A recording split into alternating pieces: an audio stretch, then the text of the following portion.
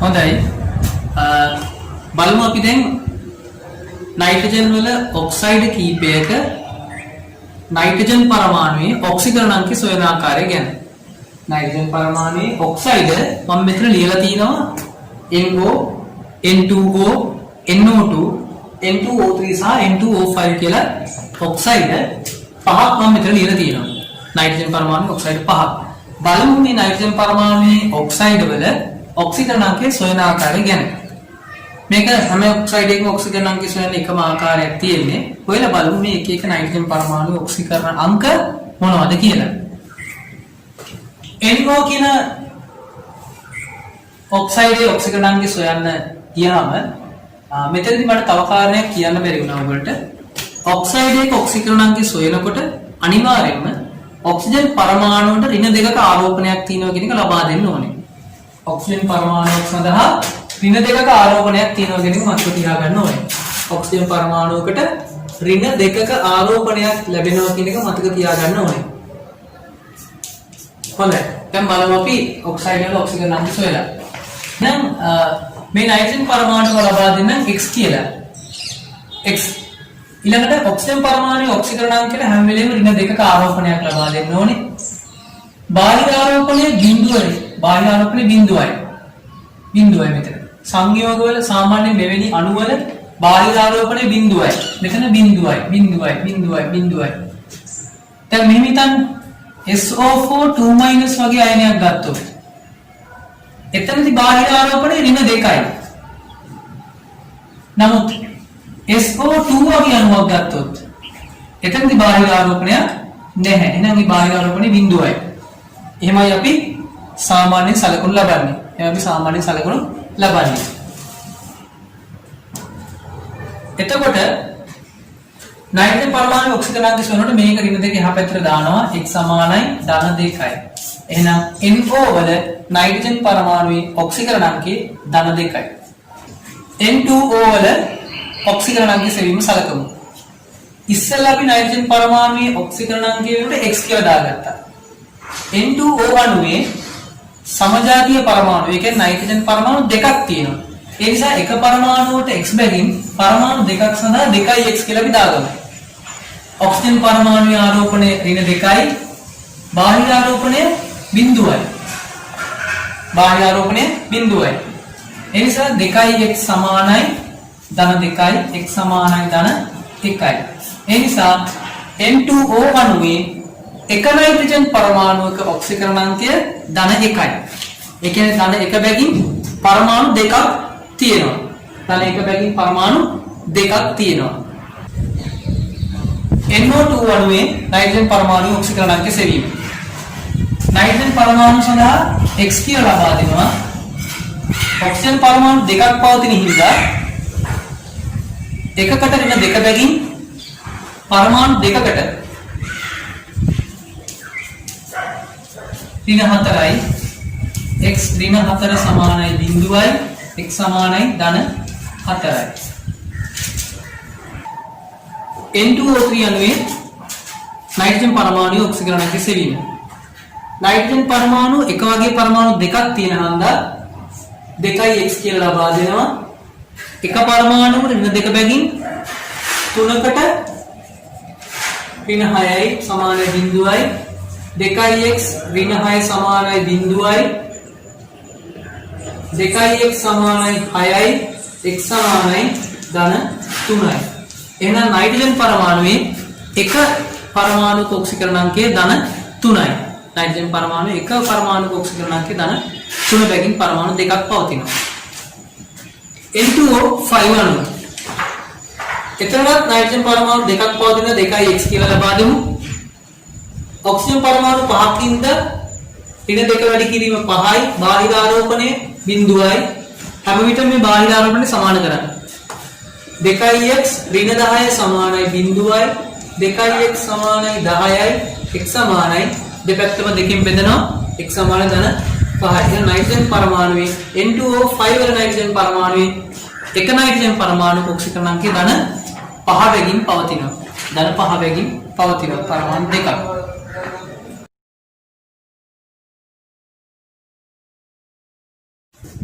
හොඳයි. දැන් අපි බලමු ඔක්සිකරණ අර්ධයක් සහ ඔක්සිහරණ අර්ධයක් තුලිත කරන්නේ කොහොමද කියන එක. මුලින්ම අපි බලමු කාබන් ඩයොක්සයිඩ් වීමේ ප්‍රතික්‍රියාව තුලිත කරන ආකාරය ඔක්සිකරණ සහ ඔක්සිහරණ ප්‍රතික්‍රියා තුලිත කරන ආකාර වලින්. හොඳයි. අපි දන්නවා කාබන් කියන මූලද්‍රව්‍ය කාබන් ඩයොක්සයිඩ් බවට ඔක්සිකරණය වෙනවා. මෙතනදී මූලද්‍රව්‍යයක් වශයෙන් පවතින කාබන්ගේ ඔක්සිකරණ අවස්ථාව බිඳුවයි. ඕනෑම මූලද්‍රව්‍යයක ඔක්සිකරණ අවස්ථාව බිඳුවයි. කාබන් වල ඔක්සිකරණ අවස්ථාව ධන 4යි. ඒක ලබා ගන්න විදිය මම මීට කලින් වීඩියෝ එකකින් ඔයගොල්ලෝ ඉදිරිපත් කරලා තියෙනවා. බිඳුවේ සිට ධන 4ට මෙතන ඔක්සිකරණයක් සිද්ධ වෙන්නේ. ඉලෙක්ට්‍රෝන 4ක් ඔක්සිකරණය සඳහා පිට වෙනවා. එතන මෙතනින් ඉලෙක්ට්‍රෝන 4ක් පිට වෙනවා. මේ ප්‍රතික්‍රියාව ආම්ලික මාධ්‍යයේ සිදු වෙනවා නම් මේ ප්‍රතික්‍රියාව සිදු වෙන්නේ ආම්ලික මාධ්‍යයේ. මෙතෙන් අපි දානවා ඔක්සිජන් පරමාණු දෙකක් වෙනකොට 4H+ දානවා.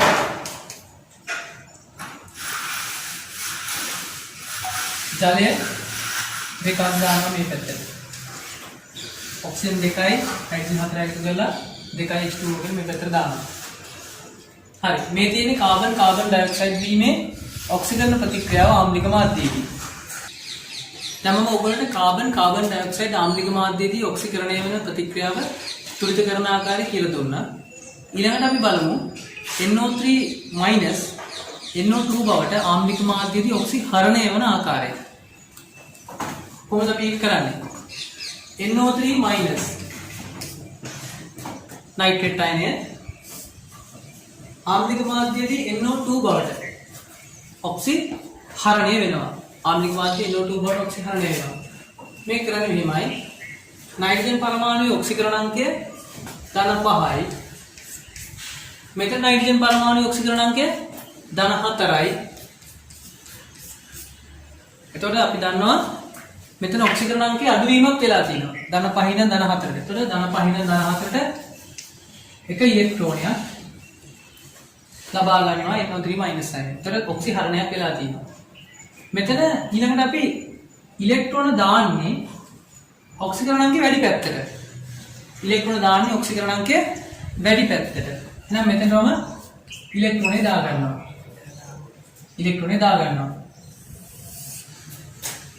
ඊළඟට අපි බලන්න ඕනේ ඔක්සිජන් පරමාණු දෙක. දෙපස තියෙන ඔක්සිජන් පරමාණු දෙක. NO3- වල ඔක්සිජන් පරමාණු 3යි. NO2 වල ඔක්සිජන් පරමාණු 2යි. එක ඔක්සිජන් පරමාණුවක් NO3- ක වැඩි. ඒ නිසා ඔක්සිජන් පරමාණු වැඩි පැත්තට වැඩිපුර පවතින ඔක්සිජන් පරමාණු ප්‍රමාණය වගේ දෙගුණයක් H+ දානවා. එහෙනම් මෙතනට එක ඔක්සිජන් පරමාණුවක් වැඩි හන්දා NO2ට වඩා මෙතන H+ පරමාණු දෙකක් ඇතුළත් කරනවා. දෙකක් දානවා. එතකොට මෙතන H+ දෙකයි වැඩිපුර ඔක්සිජන් පරමාණු එකතු කරලා මේ පැත්තේ ජල අණුවක් දානවා.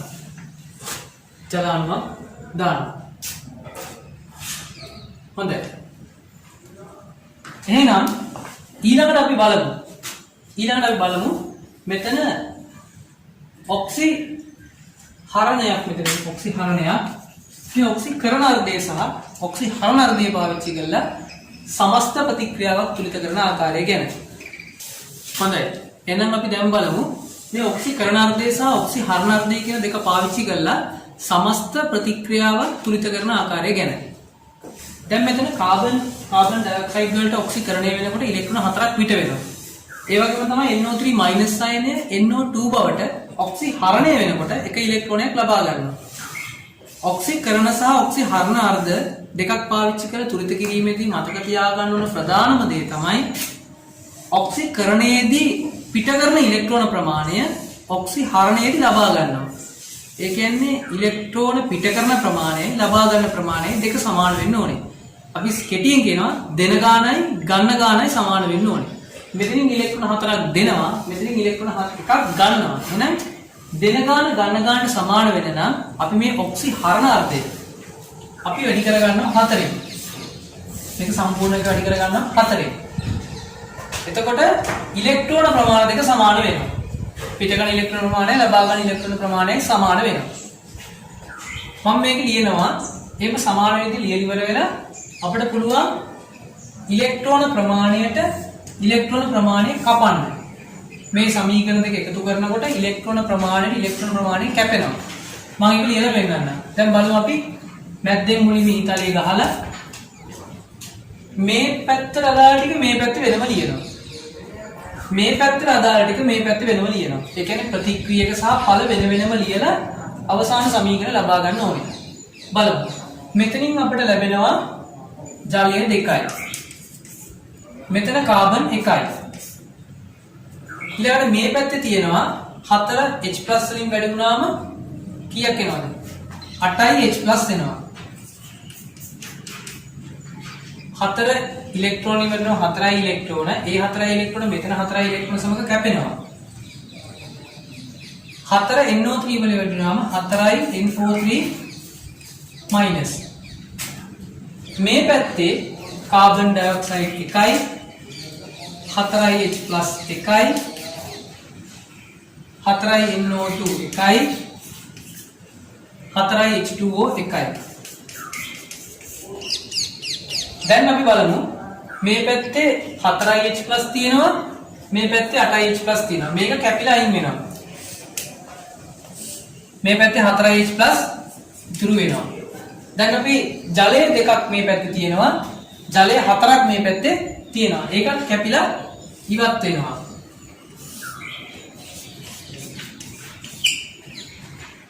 ඒතර දැන් ඉතුරු වෙන්නේ මොනවද? ඉතුරු වෙන ටික නැවත අපි ලියාගමු.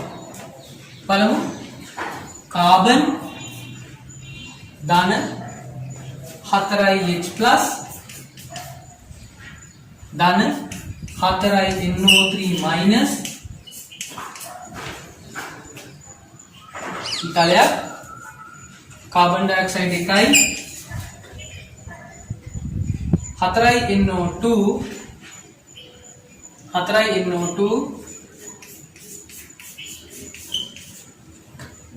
ධන 2H2O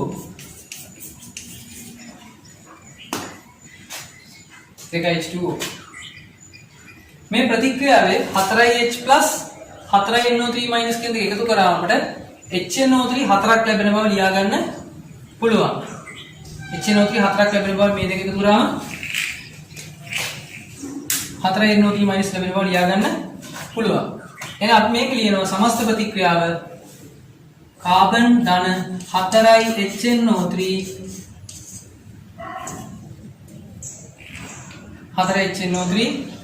ඊතලයක් කාබන් ඩයොක්සයිඩ් ධන 4NO2 ධන 2H2O.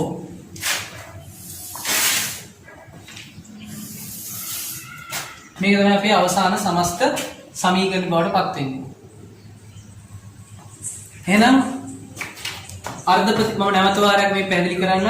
අර්ධ ප්‍රතික්‍රියා දෙක මුලින්ම ලියා ගන්නවා. අර්ධ ප්‍රතික්‍රියා දෙක එකතු කරලා ඉලෙක්ට්‍රෝන ප්‍රමාණ සමාන වෙන පරිදි සමීකරණ වැඩි කර ගන්නවා. ඉලෙක්ට්‍රෝන කපලා ඉවත් කරනවා. ඊළඟට සමීකරණ ඊතලයේ දාලා දෙපස තියෙන කොටස් දෙක වෙන වෙනම ලියලා කැපෙනවා නම් H+ කපා දමනවා. කැපෙනවා නම් ජලය කපා දමනවා.